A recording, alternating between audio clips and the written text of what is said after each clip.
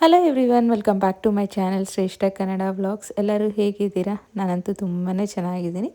ನೀವೆಲ್ಲ ಚೆನ್ನಾಗಿದ್ದೀರಾ ಅಂತ ಭಾವಿಸ್ತಾ ಈ ಒಂದು ವ್ಲಾಗ್ನ ಸ್ಟಾರ್ಟ್ ಮಾಡ್ತಾ ಇದ್ದೀನಿ. ಇವತ್ತಿನ ವ್ಲಾಗ್ ಬಂದು ಒಂದು ಟ್ರಾವೆಲ್ ವ್ಲಾಗ್ ಅಂತಲೇ ಹೇಳ್ಬೋದು.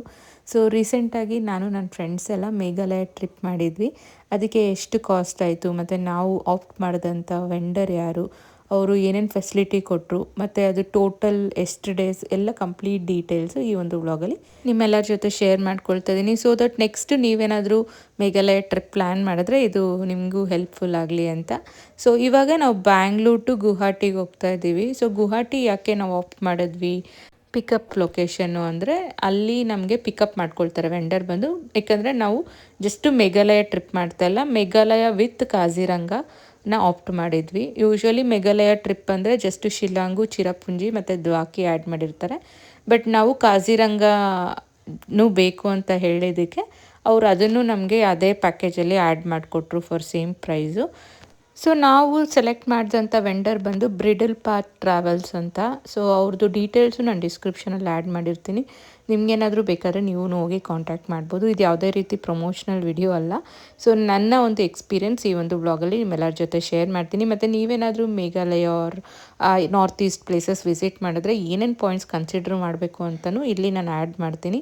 ಸೊ ಯಾವುದೇ ಒಂದು ಟ್ರಿಪ್ಪು ಫ್ರೆಂಡ್ಸ್ ಜೊತೆ ನೀವು ಪ್ಲ್ಯಾನ್ ಮಾಡಬೇಕಾದ್ರೆ ಎಷ್ಟು ಮೆಂಬರ್ಸ್ ಇದ್ದೀರಾ ಮತ್ತು ಯಾವ ರೀತಿ ಟ್ರಿಪ್ ಅನ್ನೋದ್ರ ಮೇಲೆನೂ ನಿಮ್ಮದು ಬಡ್ಜೆಟ್ ವೇರಿ ಆಗ್ತಾ ಇರುತ್ತೆ. ನಾವು 4 ಮೆಂಬರ್ಸ್ ಅಷ್ಟೇ ಇರೋದ್ರಿಂದ ಆಲ್ಮೋಸ್ಟ್ ಒಂದು ಸ್ಮಾಲ್ ಫ್ಯಾಮ್ಲಿ ಟ್ರಿಪ್ ಥರನೇ ಆಗುತ್ತದು. ಸೊ ಅದ್ರ ಮೇಲೆ ಸ್ವಲ್ಪ ಬಡ್ಜೆಟ್ ಎಕ್ಸ್ಟ್ರಾನೇ ಇರುತ್ತೆ, ಗ್ರೂಪ್ ಟ್ರಿಪ್ ಅಷ್ಟು ಕಡಿಮೆ ಇರೋಲ್ಲ. ಮತ್ತು ಇನ್ನೊಂದು ಪಾಯಿಂಟ್ ಏನಂದರೆ ನೀವು ಫ್ಲೈಟ್ಸ್ ನೀವೇ ಬುಕ್ ಮಾಡಿಕೊಂಡು ಜಸ್ಟ್ ಲ್ಯಾಂಡ್ ಟ್ರಿಪ್ ಅಷ್ಟೇ ನೀವು ವೆಂಡರ್ ಮುಖಾಂತರ ತೊಗೊಳ್ತಾ ಇದ್ದೀವಿ ಅಂದರೆ ಸ್ವಲ್ಪ ಪ್ಯಾಕೇಜ್ ನಿಮಗೆ ಬಡ್ಜೆಟ್ ಕಡಿಮೆನೇ ಆಗುತ್ತೆ. ಯಾಕಂದರೆ ಪ್ಯಾಕೇಜ್ ಚಾರ್ಜಸ್ ಸಹ ಕಡಿಮೆನೇ ಇರುತ್ತೆ. ಇಲ್ಲ ಅವರೇ ಫ್ಲೈಟ್ ಎಲ್ಲ ಬುಕ್ ಮಾಡಿ ಫುಲ್ ನಿಮ್ಮನ್ನು ಏರ್ಪೋರ್ಟ್ ಪಿಕಪ್ಪು, ಫ್ಲೈಟ್ ಚಾರ್ಜಸ್ಸು ಪ್ರತಿಯೊಂದು ಅವರೇ ಹ್ಯಾಂಡಲ್ ಮಾಡೋಂಗಿದ್ರೆ ನಿಮಗೆ ಸ್ವಲ್ಪ ಪ್ರೈಸಸ್ ಜಾಸ್ತಿ ಬಿಡುತ್ತೆ. ಸೊ ನಿಮ್ಮ ಒಂದು ಎರಡನ್ನೂ ಅವರು ನಿಮಗೆ ಆಪ್ಷನ್ಸ್ ಕೊಡ್ತಾರೆ. ನೀವು ಬೇಕಾದರೆ ಅದರಲ್ಲಿ ಎರಡರಲ್ಲಿ ಯಾವ್ದು ಬೇಕೋ ಅದನ್ನು ಆಪ್ಟ್ ಮಾಡ್ಕೋಬೋದು.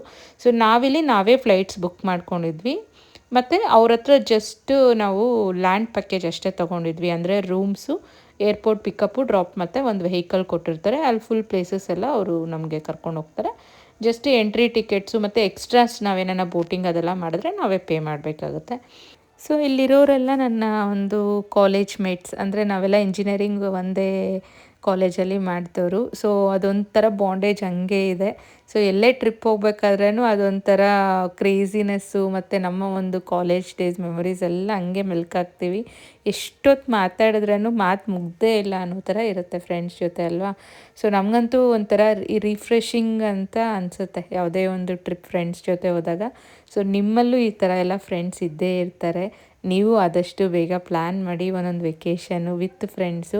ಯಾಕಂದರೆ ಯಾವ ವೆಕೇಷನಲ್ಲಿ ಸಿಗದಿರೋ ಇರುವಂಥ ರಿಫ್ರೆಶಿಂಗ್ ಮೊಮೆಂಟ್ಸು ಈ ಒಂದು ಫ್ರೆಂಡ್ಸ್ ಜೊತೆ ಹೋಗುವಂಥ ಒಂದು ಟ್ರಿಪ್ಸಲ್ಲಿರುತ್ತೆ. ತುಂಬ ದೂರನೇ ಹೋಗ್ಬೇಕಂತೇನಿಲ್ಲ, ಜಸ್ಟ್ ಹೋಗಿ ಒಂದು ಚಿಟ್ ಮಾಡ್ಕೊಂಬಂದ್ರೂ ಎಷ್ಟೋ ಒಂಥರ ನೆಮ್ಮದಿಯಾಗಿರುತ್ತೆ ಫ್ರೆಂಡ್ಸ್ ಜೊತೆ. ಇನ್ ಬಿಟ್ವೀನ್ ಸ್ವಲ್ಪ ರೀಲ್ಸ್ ಎಲ್ಲ ಮಾಡಿದ್ವಿ.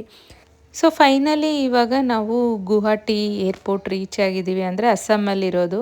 ಸೊ ಅಸ್ಸಾಮಲ್ಲಿ ಬರೋಷ್ಟರಲ್ಲೇ ನಮಗೆ ಅಲ್ಲಿ ಟ್ರಾವೆಲ್ ಪಾರ್ಟ್ನರ್ ಅವ್ರು ಏನಿರ್ತಾರಲ್ಲ ಅವರು ನಮಗೆ ಬಂದ ತಕ್ಷಣವೇ ಫೋನ್ ಮಾಡಿ ಅಂತ ಅವ್ರ ಕಾಂಟ್ಯಾಕ್ಟ್ ಡೀಟೇಲ್ಸ್ ಕೊಟ್ಟಿರ್ತಾರೆ. ಅವರು ನಮಗಿಂತಲೇ ಮುಂಚೆ ಒಂದು ಹಾಫ್ ಆನ್ ಅವರ್ ಮುಂಚೆನೇ ಬಂದು ಏರ್ಪೋರ್ಟ್ ಹತ್ರ ಕಾಯ್ತಾ ಇರ್ತಾರೆ. ಸೊ ಅಲ್ಲೋಗಿ ಅಲ್ಲಿಂದ ಅವರೇ ನಮ್ಮದೆಲ್ಲ ಫುಲ್ಲು ಟೇಕ್ ಕೇರ್ ಮಾಡ್ತಾರೆ. ಅಂದರೆ ನಾವು ಯಾವ ಹೋಟೆಲ್ಗೆ ಹೋಗಿ ಚೆಕ್ ಇನ್ ಮಾಡಬೇಕು ಅನ್ನೋದನ್ನೆಲ್ಲ ಅವರೇ ಕರ್ಕೊಂಡು ಹೋಗ್ತಾರೆ. So airport on the time ಬಂದು ಅಲ್ಲಿಂದ ನಮ್ಮದು ನೆಕ್ಸ್ಟು ಏರ್ಪೋರ್ಟ್ಗೆ ರಿಟರ್ನ್ ಆಗೋ ತನಕ ಫುಲ್ ಟ್ರಾವೆಲ್ ಏಜೆನ್ಸಿಯವರೇ ಅದನ್ನೆಲ್ಲ ನೋಡ್ಕೊಳ್ತಾರೆ. ಸೊ ಇದರಿಂದ ನಮಗೆ ಟೆನ್ಷನ್ ಇರೋಲ್ಲ. ಒಳ್ಳೆ ಹೊಸ ಪ್ಲೇಸ್ಗೆ ಹೋಗಿದ್ದೀವಿ, ಅಲ್ಲಿ ಎಲ್ಲಿ ಹೋಗಬೇಕು ಅದನ್ನೆಲ್ಲ ತಿಳ್ಕೊಳ್ಳೋವಂಥ ಅವಶ್ಯಕತೆ ಇರೋಲ್ಲ. ಫುಲ್ ಅವ್ರು ಟ್ರಾವೆಲ್ ಏಜೆನ್ಸಿಯವರೇ ನಮಗೆ ಗೈಡ್ ಮಾಡ್ತಾರೆ. ಬೇಕಾದರೆ ನೀವು ಇನ್ನೂ ನಿಮಗೆ ರಿಸ್ಕ್ ಫ್ರೀ ಇರಬೇಕಂದ್ರೆ ಫ್ಲೈಟ್ ಬುಕ್ಕಿಂಗ್ ಸಹ ಅವರೇ ಬೇಕಂದರೆ ಟೇಕ್ ಕೇರ್ ಮಾಡ್ತಾರೆ. ನೀವು ಅವ್ರಿಗೆ ಅದನ್ನೆಲ್ಲ ವಿತ್ ಪ್ಯಾಕೇಜ್ ತೊಗೋಬೋದು. ಬಟ್ ನೀವೇ ಫ್ಲೈಟ್ ಬುಕ್ ಮಾಡ್ಕೊಳ್ತೀವಿ ಅಂದರೆ ನಿಮಗೆ ಸ್ವಲ್ಪ ಕಡಿಮೆ ಬಿಡುತ್ತೆ. ಯಾಕಂದರೆ ಒಂದು ಫ್ಯೂ ಡೇಸ್ ಬಿಫೋರೇ ನೀವು ಬುಕ್ ಮಾಡೋದ್ರಿಂದ ಫ್ಲೈಟ್ ಚಾರ್ಜಸ್ ಎಲ್ಲ ಕಡಿಮೆ ಇರುತ್ತೆ. ಸೊ ನಾವು ಬುಕ್ ಮಾಡಿದಾಗೂ ಅದು ಸೀಸನ್ ಇದ್ದಿದ್ದರಿಂದ ಕ್ರಿಸ್ಮಸ್ ಸೀಸನು ಸ್ವಲ್ಪ ಪ್ರೈಸಸ್ ಜಾಸ್ತಿನೇ ಇತ್ತು. ಬಟ್ ನೀವು ಒಂದು 2 ಮಂತ್ಸ್ ಮುಂಚೆನೇ ಫ್ಲೈಟ್ಸ್ ಎಲ್ಲ ಬುಕ್ ಮಾಡ್ಕೊಂಬಿಟ್ಟಿದ್ರೆ ನಿಮಗೆ ತುಂಬ ಕಡಿಮೆಗೆ ಲೈಕ್ ಹೋಗಿ ಬರ್ಬೋದು ಮೇಘಾಲಯ ಎಲ್ಲ. ಬಟ್ ನಾವು ಬುಕ್ ಮಾಡಿದಾಗ ಸ್ವಲ್ಪ ಪ್ರೈಸಸ್ ಜಾಸ್ತಿನೇ ಇತ್ತು. ಯಾಕಂದರೆ ನಮ್ಮದು ತುಂಬ ಏನು ಅರ್ಲಿ ಪ್ಲ್ಯಾನ್ ಇರಲಿಲ್ಲ. ಒಂದು 10 ಡೇಸ್ ಬಿಫೋರ್ ಪ್ಲ್ಯಾನ್ ಮಾಡಿ ಹಂಗೆ ಎಲ್ಲ ಎಕ್ಸಿಕ್ಯೂಟ್ ಮಾಡಿದ್ದು. ಸೊ ಸ್ವಲ್ಪ ನಮಗೆ ಲಾಸ್ಟ್ ಮೂಮೆಂಟ್ ಪ್ಲ್ಯಾನ್ಸ್ ಆಗಿರೋದ್ರಿಂದ ಸ್ವಲ್ಪ ಚಾರ್ಜಸ್ ಜಾಸ್ತಿ ಬಿತ್ತು. ಬಟ್ ನೀವೇನಾರ ಪ್ಲ್ಯಾನ್ ಮುಂಚೆನೇ ನಿಮಗೆ ಡೇಟ್ಸ್ ಎಲ್ಲ ಕ್ಲಿಯರ್ ಇದ್ದರೆ ಆದಷ್ಟು 1 ಮಂತ್ ಆ ಥರ ಮುಂಚೆಯೇ ಬುಕ್ ಮಾಡಿಬಿಡಿ. ಫ್ಲೈಟ್ ಟಿಕೆಟ್ಸ್ ತುಂಬಾ ಕಡಿಮೆ ಬೀಳುತ್ತೆ ನಿಮಗೆ. ಸೊ ಇವಾಗ ಆಲ್ರೆಡಿ ನಮಗೆ ಅವರು ಬಂದು ಕಾಯ್ತಾ ಇದ್ದಾರೆ, ಟ್ರಾವೆಲ್ ಪಾರ್ಟ್ನರು. ನಾವು ಬುಕ್ ಮಾಡಿದ್ದು ನಾರ್ಮಲ್ ಕಾರ್ನೇ, ಬಟ್ ಆಮೇಲೆ ನಮ್ಗೆ ಅನ್ನಿಸ್ತು ಲೈಕ್ ಸ್ವಲ್ಪ ದೊಡ್ಡ ಕಾರೇ ನಾವು ಬುಕ್ ಮಾಡಬೇಕಾಗಿತ್ತು ಅಂತ. ಯಾಕಂದರೆ ಅಲ್ಲಿ ರೋಡ್ಸ್ ಎಲ್ಲ ಫುಲ್ ಘಾಟ್ ಸೆಕ್ಷನ್ ಇರುತ್ತೆ. ಸೊ ನೀವೇನಾದರೂ ಮೇಘಾಲಯ ಟ್ರಿಪ್ ಮಾಡಿದ್ರೆ ಸ್ವಲ್ಪ ದೊಡ್ಡ ಕಾರ್ನೇ ಬುಕ್ ಮಾಡಿ. ಈವೊಂದು ನೀವು 4 ಜನ ಬಂದ್ರೂ ಅದು ಕಂಫರ್ಟಬಲ್ ಆಗಿ ಕೂತ್ಕೊಳ್ಳೋದಕ್ಕೆ ಎಲ್ಲ ಇರಬೇಕು. ಸೊ ಡಿಸೈರ್ ಸ್ವಲ್ಪ ಚಿಕ್ಕದು ಅನಿಸ್ತು ನಮಗೆ. ಸೊ ಆದಷ್ಟು ಸ್ವಲ್ಪ ಎರ್ಟಿಗಾ ಈ ಥರ ದೊಡ್ಡ ದೊಡ್ಡ ಕಾರ್ ಇರೋದನ್ನು ನೀವು ಸೆಲೆಕ್ಟ್ ಮಾಡಿ, ಇಲ್ಲಾಂದರೆ SUVs ಆ ಥರದ್ದು ಸೆಲೆಕ್ಟ್ ಮಾಡಿ. ಮತ್ತು ಫುಡ್ ಬಗ್ಗೆ ಬಂದರೆ ನಾವು ಬಂದಾಗ ತುಂಬಾ ನಮ್ಗೆ ಭಯ ಆಯಿತು, ಅಯ್ಯೋ ಊಟ ಅಡ್ಜಸ್ಟ್ ಆಗುತ್ತೋ ಇಲ್ವೋ ಅನ್ನೋ ಥರ. ಬಟ್ ಬಿಲೀವ್ ಮೀ ಎಲ್ಲ ಥರ ಊಟನೂ ಸಿಗುತ್ತೆ ಅಸ್ಸಾಮಲ್ಲಿ ಮತ್ತು ಈವನ್ ಮೇಘಾಲಯಲ್ಲಿ. ಯಾಕಂದರೆ ನಾವು ಹೋದ ಕಡೆ ಎಲ್ಲ ಅದು ಟೂರಿಸ್ಟ್ ಪ್ಲೇಸ್ ಆಗಿರೋದ್ರಿಂದ ಅವ್ರು ಎಲ್ಲರನ್ನೂ ಕನ್ಸಿಡ್ರ್ ಮಾಡ್ತಾರೆ. ಸೊ ಎಲ್ಲ ಥರ ನಿಮಗೆ ರೆಸ್ಟೋರೆಂಟ್ಸ್ ಅವೈಲೇಬಲ್ ಇರುತ್ತೆ. ಪಂಜಾಬಿ, ನಾರ್ತ್ ಇಂಡಿಯನ್ಸು ಮತ್ತು ಸೌತ್ ಇಂಡಿಯನ್ ಒಂದು ರೆಸ್ಟೋರೆಂಟಲ್ಲಿ ನಮಗೆ ರಸಮ್ ಸಹ ಸಿಕ್ತು. ಸೊ ಊಟದ ಬಗ್ಗೆ ನಾವು ಅಂದ್ಕೊಂಡಂಗೆ ಇಲ್ಲ, ನಾವು ಕೇಳ್ದಂಗೆ ಏನೂ ಪ್ರಾಬ್ಲಮ್ ನಮಗಾಗಲಿಲ್ಲ. ಸೊ ಅಲ್ಲಿ ನಾರ್ತ್ ಇಂಡಿಯನ್ಸ್ ನಿಮಗೆ ಚಪಾತಿ ಈ ಥರದ್ದೆಲ್ಲ ತಿನ್ನೋಂಗಿದ್ರೆ ಫುಲ್ಕಾಸ್ ಈ ಥರನೂ ಸಿಗುತ್ತೆ. ಸೌತ್ ಇಂಡಿಯನ್ ಅಂದರೆ ನೀವು ಒಂದು ರೈಸ್ ತೊಗೊಂಡು ಒಂದು ದಾಲ್ ತೊಗೊಂಡ್ರೂ ಅಲ್ಲಿ ಆರಾಮಾಗಿ ಸಿಗುತ್ತೆ ಎಲ್ಲ ರೆಸ್ಟೋರೆಂಟ್ಸಲ್ಲೂ. ಮತ್ತು ಟೇಸ್ಟ್ ಸಹ ತುಂಬ ಚೆನ್ನಾಗಿರುತ್ತೆ.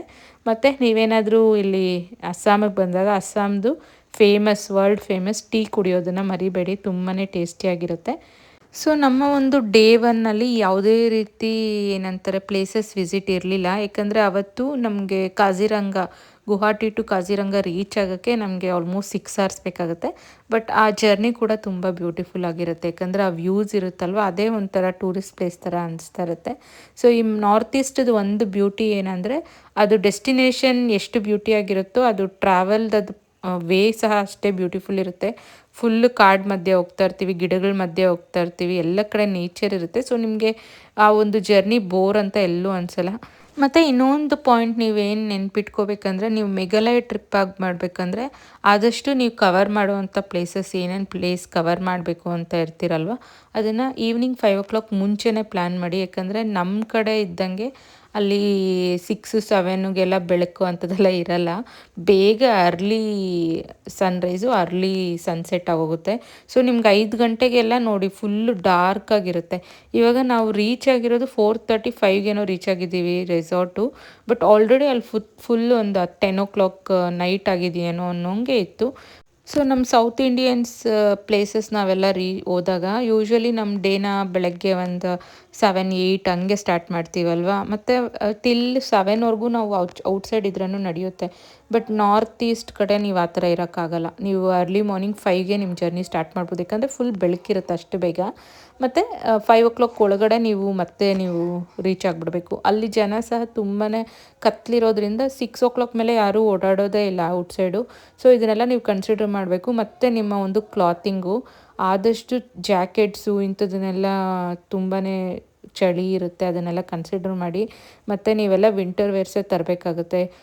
ನಾರ್ಮಲ್ ಸಮ್ಮರ್ ವೇರ್ಸ್ ಎಲ್ಲ ತೊಗೊಂಡ್ರೆ ತುಂಬ ಚಳಿ ಇರುತ್ತೆ, ಫ್ರೀಝಾಗಿ ಹೋಗ್ತೀರಾ. ನನಗಂತೂ ನಮ್ಮ ಹಸ್ಬೆಂಡ್ ಮಾಡಿದ್ದು ಒಳ್ಳೆಯದೇ ಅನಿಸ್ತು. ಯಾಕಂದರೆ ನಾನು ಸೆಲೆಕ್ಟ್ ಮಾಡಿದಂಥ ಡ್ರೆಸ್ ಅಂತೂ ಈ ವೆದರ್ಗೆ ನಮಗೆ ಸೂಟ್ ಆಗ್ತಾ ಇರಲಿಲ್ಲ. ಆ್ಯಕ್ಚುಲಿ ನಾವೆಲ್ಲ ಜಾಕೆಟ್ಸ್ ಹಾಕ್ಕೊಂಡು ಅದ್ರ ಮೇಲೆ ಇನ್ನೊಂದು ಬೆಡ್ಶೀಟ್ಸ್ ಹಾಕ್ಕೊಂಡ್ರೆ ಸಹ ಅಲ್ಲಿ ಚಳಿಗೆ ನಮಗೆ ತಡ್ಕೊಳಕ್ಕಾಗ್ತಾ ಇರಲಿಲ್ಲ, ಅಷ್ಟು ಥಂಡಿ ಇತ್ತು. ಸೊ ನೀವೇನಾದರೂ ಮೇಘಾಲಯ ಇಲ್ಲಾಂದರೆ ನಾರ್ತ್ ಈಸ್ಟ್ ಟ್ರಿಪ್ ಮಾಡಬೇಕಾದ್ರೆ ಆದಷ್ಟು ನಿಮ್ಮ ಒಂದು ಕ್ಲಾತಿಂಗ್ ಸಹ ತುಂಬ ಬೆಚ್ಚಗಿರೋಂಗೆ ತನ್ನಿ. ನಮಗೆ ಕೊಟ್ಟಿದ್ದಂಥ ರೂಮ್ ಇದು ಸಖತ್ ಸ್ಪೇಷಿಯಸ್ ಆಗಿತ್ತು. ಕಾಜಿರಂಗ ರೆಸಾರ್ಟ್ ಅಂತ ಇದು. ಸೊ ನೆಕ್ಸ್ಟ್ ಡೇ ನಾವು 2 ಪ್ಲೇಸಸ್ಗೆ ಹೋಗಬೇಕು ಅಂತಿದ್ದೀವಿ. ಒಂದು ಎಲಿಫೆಂಟ್ ಸಫಾರಿ, ಇನ್ನೊಂದು ಬಂದು ಜೀಪ್ ಸಫಾರಿ. ಯೂಶ್ವಲಿ ಕಾಜಿರಂಗಕ್ಕೆ ಬಂದಾಗ ನೀವು ಎಲಿಫೆಂಟ್ ಸಫಾರಿನ ಮಿಸ್ ಮಾಡಬೇಡಿ. ಸೊ ಪ್ರಾಬ್ಲಮ್ ಏನಂದರೆ ಎಲಿಫೆಂಟ್ ಸಫಾರಿ ಬೆಳಗ್ಗೆ 5 ಗಂಟೆಗೆ ಸ್ಟಾರ್ಟ್ ಆಗುತ್ತೆ. ಸೊ ನೀವು ನಿಮ್ಮದು ಒಂದು ಹೋಟೆಲಿಂದ ನೀವು 4 o'clockಗೆಲ್ಲ ಬಿಡಬೇಕಾಗುತ್ತೆ. ಸೊ ಅದನ್ನು ನೀವು ಮಿಸ್ ಮಾಡ್ಕೊಂಡ್ರಿ ಅಂದರೆ ಕಾಜಿರಂಗಕ್ಕೆ ಬಂದಿರೋದು ಅದೊಂದು ವರ್ತೆ ಅನಿಸಲ್ಲ ಜಸ್ಟ್ ಜೀಪ್ ಸಫಾರಿಗೆ ಹೋದರೆ. ಯಾಕಂದರೆ ಜೀಪ್ ಸಫಾರಿ ಅಂದರೆ ವೈಲ್ಡ್ ಲೈಫ್ ನೋಡೋದಕ್ಕೆ ಹೋಗ್ತೀವಿ, ಅದು ನಮ್ಮ ಲಕ್ಕು. ಒಂದೊಂದು ಟೈಮ್ ಅನಿಮಲ್ಸ್ ಕಾಣಿಸುತ್ತೆ, ಒಂದೊಂದು ಟೈಮ್ ಕಾಣಿಸಲ್ಲ. ಬಟ್ ಈ ಒಂದು ಎಲಿಫೆಂಟ್ ಸಫಾರಿ ಅಂತಿದೆಯಲ್ಲ, ಅದು ಲೈಫಲ್ಲಿ 1 ಟೈಮ್ ನೀವು ಎಕ್ಸ್ಪೀರಿಯೆನ್ಸ್ ಮಾಡಲೇಬೇಕು. ಸೊ ಅದನ್ನು ಮಾತ್ರ ದಯವಿಟ್ಟು ಕನ್ಸಿಡರ್ ಮಾಡಿ. ಇವಾಗ ಎಲ್ಲ ಬಂದು ಫುಲ್ಲು ಒಂದು ಸ್ವಲ್ಪ ರೆಸ್ಟ್ ತಗೊಂಡು ನೆಕ್ಸ್ಟು ಆ ಒಂದು ಪ್ಯಾಕೇಜಲ್ಲಿ ಡಿನ್ನರ್ ಸಹ ಕಾಂಪ್ಲಿಮೆಂಟ್ರಿನೇ ಇತ್ತು ನಾವು ತೊಗೊಂಡಿರುವಂಥ ಪ್ಯಾಕೇಜಲ್ಲಿ. ಸೊ ಯೂಶ್ವಲಿ ಕಾಂಪ್ಲಿಮೆಂಟ್ರಿ ಬ್ರೇಕ್ಫಾಸ್ಟಲ್ಲಿ ಇಲ್ಲ ಕಾಂಪ್ಲಿಮೆಂಟ್ರಿ ಡಿನ್ನರಲ್ಲಿ ಅವರೇ ಒಂದು ಮೆನ್ಯೂ ಸೆಟ್ ಮಾಡಿರ್ತಾರಲ್ವ. ಬಟ್ ಇಲ್ಲಿ ಕಾಜಿರಂಗ ರೆಸಾರ್ಟಲ್ಲಿ ಹಂಗೇನಿರಲಿಲ್ಲ. ನಾವೇನು ಬೇಕೋ ಅದನ್ನು ಆರ್ಡ್ರ್ ಮಾಡಿಕೊಂಡ್ರೆ ಅವ್ರು ಅದನ್ನು ಕಾಂಪ್ಲಿಮೆಂಟ್ರಿಯಾಗಿ ಟ್ರಾವೆಲ್ ಏಜೆನ್ಸಿ ಜೊತೆ ಏನೋ ಟೈ ಅಪ್ ಇತ್ತು ಅವ್ರದ್ದು. ಸೊ ನಮ್ಗೇನು ಬೇಕೋ ನಾವು ಅದನ್ನೇ ಆರ್ಡ್ರ್ ಮಾಡ್ಕೊಂಡ್ವಿ. ತುಂಬ ಬಿಸಿ ಬಿಸಿಯಾಗಿ ಕೊಟ್ಟರು ನಮಗೆ. ಸೊ ಟ್ರಾವೆಲ್ ಪಾರ್ಟ್ನರ್ ಬಗ್ಗೆ ಹೇಳಬೇಕು ಅಂದರೆ ಯಾವುದೇ ರೀತಿ ಕಂಪ್ಲೇಂಟ್ಸ್ ಇಲ್ಲ. ಸಖತ್ ಹೈಜೀನಿಕ್ ಆಗಿತ್ತು ಫುಡ್ಡೆಲ್ಲ. ನೋಡಿ ಈ ಥರ ಕವರ್ ಮಾಡಿಕೊಟ್ಟಿದ್ರು. ಮತ್ತು ನಮ್ಗೆ ಏನು ಬೇಕೋ ಅದನ್ನು ನಾವು ಆರ್ಡ್ರ್ ಮಾಡ್ಕೊಂಡಿದ್ವಿ. ಅಂದರೆ ಕೆಲವೊಬ್ಬರಿಗೆ ರೈಸ್ ಇಷ್ಟ ಆಯಿತು, ಕೆಲವೊಬ್ಬರಿಗೆ ಫುಲ್ಕಾಸ್ ಇಷ್ಟ ಆಯಿತು. ಈ ಥರ ನಮಗೆ ಆ ಮೊಮೆಂಟಿಗೆ ಏನು ತಿನ್ನಬೇಕು ಅನಿಸುತ್ತೋ ಅದನ್ನು ಆರ್ಡ್ರ್ ಮಾಡ್ಕೊಂಡು ತಿಂದ್ವಿ. ಅದೊಂದು ಗುಡ್ ಥಿಂಗ್ ಅಂತಲೇ ಹೇಳ್ಬೋದು. ಸೊ ನೀವೇನಾದರೂ ಈ ಥರ ಪ್ಯಾಕೇಜಸ್ ಮೇಲೆ ಹೋದರೆ ಯೂಶ್ವಲಿ ಕಾಂಪ್ಲಿಮೆಂಟ್ರಿ ಬ್ರೇಕ್ಫಾಸ್ಟ್ ಇರುತ್ತೆ 5 ಡೇಸು. ಬಟ್ ನೀವು ಮಿನಿಮಮ್ 2 ಟೈಮ್ಸ್ ಫುಡ್ನ ಇನ್ಕ್ಲೂಡ್ ಮಾಡಿಸ್ಕೊಳ್ಳಿ. ಯಾಕಂದರೆ ರಿಮೈನಿಂಗ್ 3rd ಟೈಮ್ ಅಂದರೆ ಲಂಚ್ ಟೈಮ್ ಯೂಶ್ವಲಿ ನಾವು ಪ್ಲೇಸಸ್ ಕವರ್ ಮಾಡೋಕ್ಕೆ ಹೋಗಿರ್ತೀವಿ, ಅಲ್ಲೆಲ್ಲ ಅವ್ರು ಕಾಂಪ್ಲಿಮೆಂಟ್ರಿ ಕೊಡೋಕ್ಕಾಗಲ್ಲ. ಸೊ ಅದು ಅಟ್ಲೀಸ್ಟ್ ಮಾರ್ನಿಂಗು ಮತ್ತು ನೈಟ್ ಫುಡ್ನ ಆ್ಯಡ್ ಮಾಡ್ಕೊಳ್ಳಿ ನಿಮ್ಮ ಪ್ಯಾಕೇಜಲ್ಲಿ. ಸೊ ದಟ್ ನಿಮಗೆ ಅದೊಂಥರ ಟೆನ್ಷನ್ ಫ್ರೀ ಇರ್ತೀರ. ಮತ್ತೆ ನೀವು ರೆಸಾರ್ಟು ಇಲ್ಲಾಂದರೆ ಯಾವ ಹೋಟೆಲ್ ಬುಕ್ ಮಾಡಿರ್ತೀರೋ ಬರೋಷ್ಟರಲ್ಲಿ ಫುಡ್ಡು ನೀವು ಆರ್ಡ್ರ್ ಮಾಡ್ಕೋಬೋದು. ಮತ್ತು ಅದಕ್ಕೋಸ್ಕರ ಆ ಒಂದು ಚಳಿಯಲ್ಲಿ ಆಚೆ ಹೋಗೋ ಅವಶ್ಯಕತೆ ಇರಲ್ಲ, ಹುಡ್ಕೋ ಅವಶ್ಯಕತೆ ಇರಲ್ಲ. ಸೊ ನೋಡಿದ್ರಲ್ಲ ಫಸ್ಟ್ ಡೇ ಆಫ್ ಟ್ರಿಪ್ ಯಾವ ರೀತಿ ಇತ್ತು ಅಂತ. ಆದಷ್ಟು ನನಗೆ ಅನಿಸಿದ್ದು ಯಾವುದು ನೀವು ಕನ್ಸಿಡರ್ ಮಾಡಬೇಕು ಅನ್ನೋದನ್ನು ನಾನು ಶೇರ್ ಮಾಡಿದ್ದೀನಿ. ನೆಕ್ಸ್ಟ್ ಕಮಿಂಗ್ ವ್ಲಾಗ್ಸಲ್ಲಿ ಯಾವ್ಯಾವ ಪ್ಲೇಸ್ನ ಕವರ್ ಮಾಡಬೇಕು ಮತ್ತು ಅದಕ್ಕೆ ಎಷ್ಟು ಪ್ರೈಸ್ ಆಯಿತು ಮತ್ತು ಅದನ್ನು ಪ್ರೀ ಬುಕ್ಕಿಂಗ್ ಎಲ್ಲಿ ಮಾಡಬೇಕು ಅನ್ನೋದ್ರ ಬಗ್ಗೆ ನೆಕ್ಸ್ಟ್ ವ್ಲಾಗ್ಸಲ್ಲಿ ಕಮಿಂಗ್ ವ್ಲಾಗ್ಸಲ್ಲಿ ನಿಮ್ಮೆಲ್ಲರ ಜೊತೆ ಶೇರ್ ಮಾಡ್ಕೊಳ್ತೀನಿ. ಈ ಒಂದು ವ್ಲಾಗ್ ನಿಮಗೆ ಸ್ವಲ್ಪನಾದರೂ ಹೆಲ್ಪ್ಫುಲ್ಲಾಗಿ ಇಷ್ಟ ಆಗಿದರೆ ನನಗೆ ಕಮೆಂಟ್ಸ್ ಮುಖಾಂತರ ತಿಳಿಸಿ. ಇನ್ನೂ ಏನಾದರೂ ನನಗೆ ಕ್ವೆರೀಸ್ ಕೇಳಬೇಕಂದ್ರೆ ಅದನ್ನು ಸಹ ಕಮೆಂಟ್ಸ್ ಮುಖಾಂತರ ತಿಳಿಸಿ, ನಾನು ಆನ್ಸರ್ ಮಾಡೋಕ್ಕೆ ಟ್ರೈ ಮಾಡ್ತೀನಿ. ಸೊ ಎಲ್ಲರಿಗೂ ಈ ಒಂದು ವ್ಲಾಗ್ ಇಷ್ಟ ಆಗಿದೆ ಅಂತ ಭಾವಿಸ್ತಾ ಇದ್ದೀನಿ. ಮತ್ತೆ ಸಿಗೋಣ.